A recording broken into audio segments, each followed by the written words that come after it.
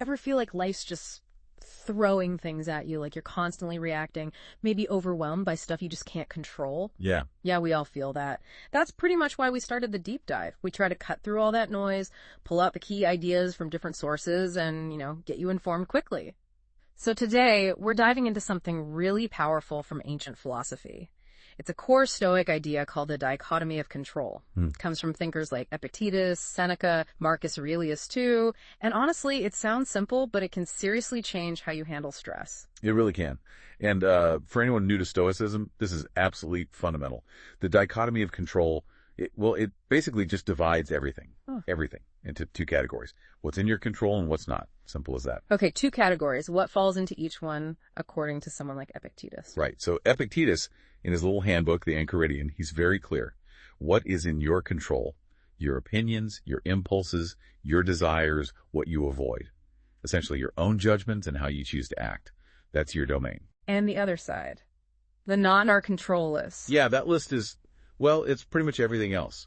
Your body, its health, eventually its decay, your property, your reputation is what other people think, your job or public roles, external events, definitely, even things like, what someone else says or does, totally outside your control. Okay, so that distinction, it sounds straightforward enough on the surface, but why is actually getting it so important? Why does it matter so much in, daily life? Because failing to grasp it is, according to Epictetus, basically a recipe for misery. He says if you focus your energy and desires on things outside your control, wanting wealth or a specific job or perfect health, or for things to just go your way, you're just setting yourself up for disappointment. You're bound to be frustrated. Because those things aren't guaranteed. Exactly. Seneca pipes in on this too in his letters. He talks about how craving wealth, for instance, just leads to anxiety and makes you feel like a slave to it. You end up chasing things you can't actually secure. That paints a pretty bleak picture of focusing outward. So what's the upside? What happens when we shift that focus inward onto what the Stoics say is ours to manage? Well, that's where the payoff is. When you genuinely focus only on what's in your power, your choices, your judgments, your responses, that's when you find tranquility, freedom, even happiness, Epictetus argues. Tranquility, freedom. That sounds good. Yeah, Seneca puts it nicely. Peace comes when you're undisturbed by external stuff. And Epictetus adds, it's about welcoming events as they actually happen, not as you wish they would happen. It's aligning yourself with reality, not fighting it. Okay, that sounds incredibly appealing. But, easier said than done, right? How do we actually do this? What are the practical steps? Right, it's definitely about practice, not just theory. So, first step, Epictetus says, test every impression. When something hits you an event, a strong feeling, someone's comment, stop and ask, is this in my control or not? Like a quick mental check. Exactly. And if the answer is no, it's not in my control, then the next thought should immediately be, okay, then it's none of my concern. It's like a filter to stop wasting mental energy. None of my concern. That's pretty direct. Okay, what's next after testing impressions? Second, practice a kind of detachment. Epictetus uses this example, maybe a bit stark, about a favorite cup or piece of china. If it breaks, you're not devastated because you always knew it was breakable. Yeah, you accept its nature. Right. He says we should apply that same logic to everything external, even people we love. Understand their impermanence.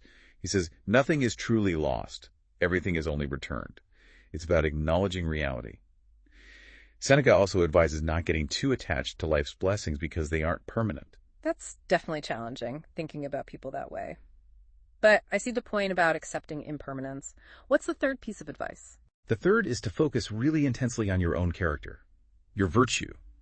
Epictetus says to guard your character like you guard your body.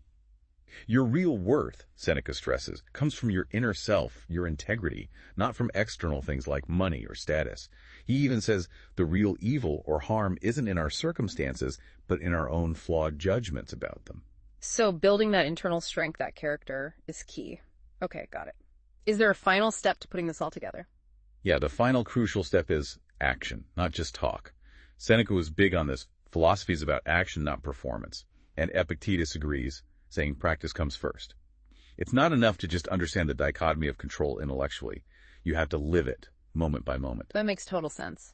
Test the impression, practice detachment, focus on character, and actually do it. It really does feel like a way to cut through the mental clutter and find some agency, It absolutely is. You're taking back control of your inner world, which is the only place you truly have it. And the Stoics were really quite urgent about this. Epictetus has this great line, something like, realize the crisis is now, the Olympics have started, waiting is no longer an option for working on yourself. Wow. No pressure then. The Olympics have started. I like that. It leaves you thinking, doesn't it? What would actually change for you listening right now if you consistently applied this split? What would you gain if you could really let go of clinging to what isn't really yours?